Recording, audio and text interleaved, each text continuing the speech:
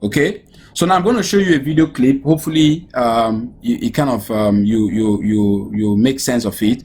But the idea of the video clip is not just to take your time, it's just to make you appreciate that this same reservoir you're seeing as an outcrop, as a well core, as in a gamma ray log or so, didn't start that way. Okay, it started by being deposited in the first place from wherever it was created. So as you watch this clip, think about the undeformed source or parent of the reservoir. Think about the processes that will, cause that deformed mass of rock to move away from where it was to another location, where it's now placed. Okay, think about other conditions like erosion. Is it by wind? Is it by water? Think about the impact of the medium of transportation of those particles, of those piece of rock called reservoir, and then where it is now placed, and then what happens next. Also think about what follows after the whole of this process. Sometimes the reservoirs are squeezed, sometimes they are stretched, sometimes there are some biological or chemical changes that happen as the reservoir moves. Okay, so I want to think of the reservoir as a being that can move around, that can experience life, that can be deformed, and that has the capacity to hold something called hydrocarbon. So think of the reservoir as such.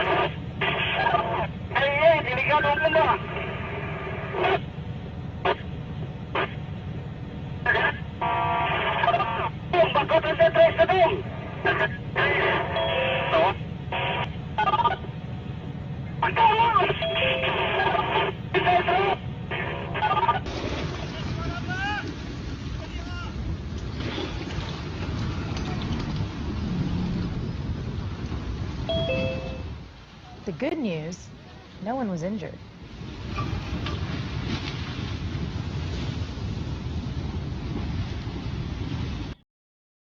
I know the pictures are probably breaking, but it's okay.